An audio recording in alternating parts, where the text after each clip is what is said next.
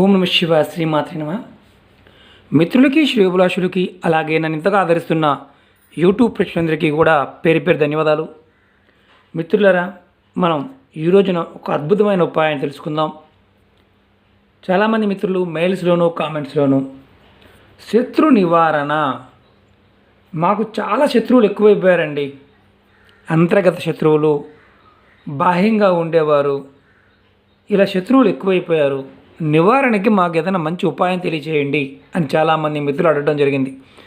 వారందరి కోసం, అలాగే మనం రోజు శత్రుత్వం అంటే ఓన్లీ మనతో గొడవపడడం, లేకపోతే మన ఇంటి పక్కన వాళ్ళు మనమే చీటికి మాటికి మన మీద తగాదా పెట్టుకోవడము, సరిహద్దుల దగ్గర కానీ, అలాగే కొంతమంది మన భూముల్ని కబ్జా చేసి మనకివ్వకుండా మనని బెదిరించడం కానీ, అలాగే అపార్ట్మెంట్లో ఉన్నవారు, కింద ల్యాండ్లో ఉన్నవారు, పొలాల దగ్గర అనవసర విషయాలు గొడవపడేవారు, చీటికి మాటికి మనల్ని వేధించేవారు ఎవరైతే ఉంటారో వారందరిని తగ్గించుకోవడానికి ఈ ఉపాయం. ఇది తంత్రంలో అంటే దీనికి ఒక మంత్రం ఉంటుంది. ఇది ప్రాక్టికల్గా చేసేవారికి మంచి ఫలితాలు రావడానికి అవకాశం ఉంటుంది. ఈ ఉపాయానికి కావాల్సిన వస్తువులు నిమ్మకాయ, కాటుక, సింధూరం. అలాగే ఎలా చేయాలి, ఏ విధంగా చేయాలి మీకు తెలియజేస్తాను. ఈ ఉపాయం చేస్తే ఖచ్చితంగా మనకి అంతర్గత శత్రువుల దగ్గర నుంచి బాహ్యంగా ఉండే శత్రువులు, మన మీద అనవసరమైన అపనిందలు వేసేవారు ఎవరైనా సరే తగ్గుతారు, వారు ఆ ప్రయత్నాలు మానుకుంటారని శాస్త్రం చెప్తుంది ఈ చిన్న ఉపాయాన్ని పాటించడం వల్ల. మిత్రులారా, మీకు ఈ వీడియో నచ్చినట్లు లైక్ చేయండి, నా ఛానల్ సబ్స్క్రైబ్ చేసుకోండి, గంట సింబల్ని యాక్టివేట్ చేసుకోండి, 10 మంది మిత్రులకు షేర్ చేయండి. ఎలా చేయాలి, ఏ విధంగా చేయాలో మీకు తెలియజేస్తాను. చాలా చిన్న ఉపాయం. మీరు ఏదైనా ఒక మంగళవారం కానీ, శనివారం నాడు కానీ ఒక నిమ్మకాయ తీసుకోండి. నిమ్మకాయకి మచ్చలున్నా ఇబ్బంది లేదు, ఎందుకంటే ఇది ఈ ఉపాయం శత్రు వినాశనం కోసం. ఈ ఉపాయం చేయడానికి నిమ్మకాయ, అలాగే సింధూరం, మన ఆంజనేయ స్వామికి వేస్తాం కదా సింధూరం, తీసుకుని ఏం చేయాలంటే నిమ్మకాయకి ముందు చక్కగా సింధూరాన్ని అద్దండి, రాయండి. చక్కగా రాసిన తర్వాత మీ దగ్గర మీ ఇంట్లో ఇది చూస్తున్నారు కదా, మనం రెగ్యులర్గా ఆడవారి ఇంట్లో వాడే కాటుక, ఈ కాటుకతో మీరు ఒక మంత్రాన్ని చెప్తాను మీకు. ఆ మంత్రాన్ని నిమ్మకాయ మీద రాయాలి. నేను హాఫ్ నిమ్మకాయ మీద రాయడానికి కారణం ఏంటంటే నిమ్మకాయలు దొరకడం లేదు కాబట్టి హాఫ్ నిమ్మకాయ మీద రాశాను, జస్ట్ చూపించడానికి. మంత్రం చెప్తాను, ఈ మంత్రాన్ని మీరు చూడండి. ఈ మంత్రాన్ని నిమ్మకాయ మీద రాయాలి. సింధూరం రాసిన తర్వాత నిమ్మకాయ మీద రాయాలి. మామూలుగా మీకు మంత్రం కింద చూపిస్తున్నాను. ఓం క్రీం క్రీం శత్రునాశిని క్రీం క్రీం ఫట్ స్వాహ. ఈ మంత్రాన్ని నేను డిస్క్రిప్షన్ బాక్స్లో కూడా పెడతాను.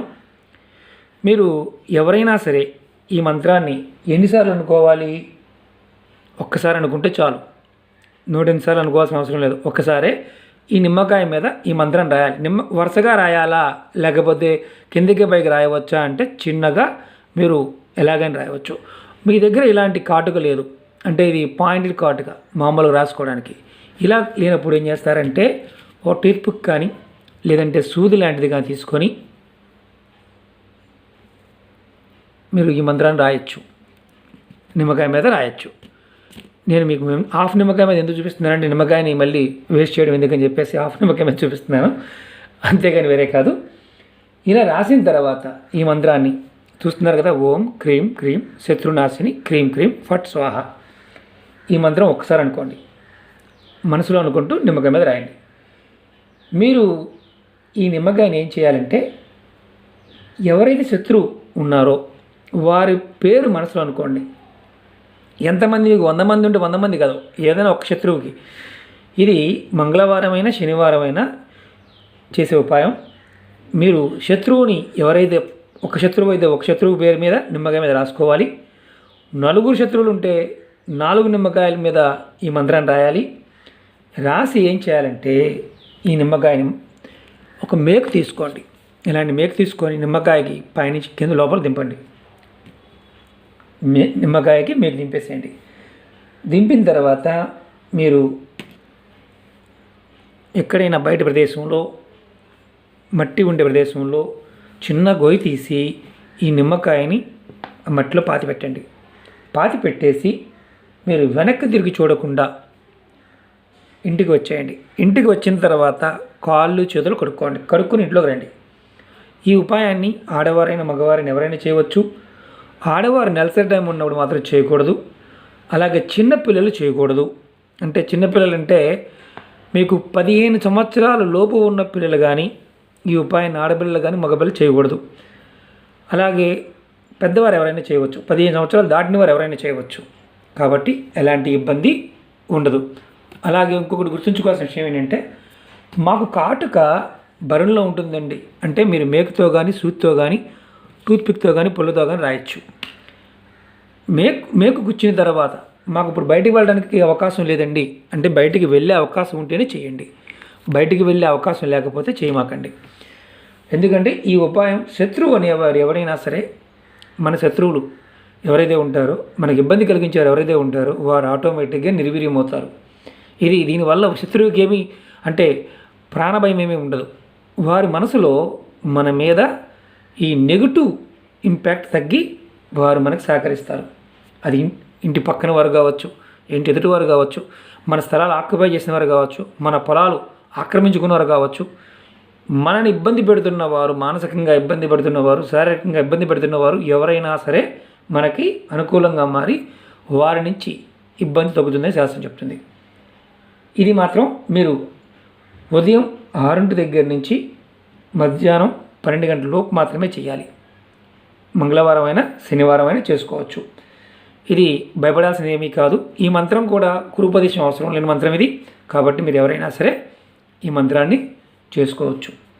అలాగే చాలామంది మిత్రులకు డౌట్ వస్తుంది ఏంటంటే ఇది ఎన్ని రోజులు చేయాలి, ఎప్పుడు దాకా చేయాలి?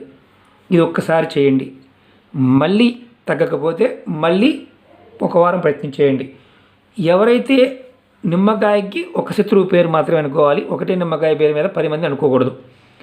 10 మంది శత్రువులు ఉంటే 10 మంది శత్రువులు ఉన్నప్పుడు 10 నిమ్మకాయల మీద ఈ మంత్రాన్ని రాసి పాతి పెట్టాలి. అర్థమైంది అనుకుంటాను. మీకు ఇది గుర్తుంచుకోండి ఏంటంటే మీ మనసులో ఈ చేస్తున్నప్పుడు మంత్రం రాస్తున్నప్పుడు ఆ శత్రువు ఎవరైతే ఉంటారో ఆ శత్రువుని మనసులో తలుచుకోండి. ఫలానా వ్యక్తి అని తలుచుకోండి. అంతే, అంతకన్నా ఏం చేయాల్సిన అవసరం లేదు.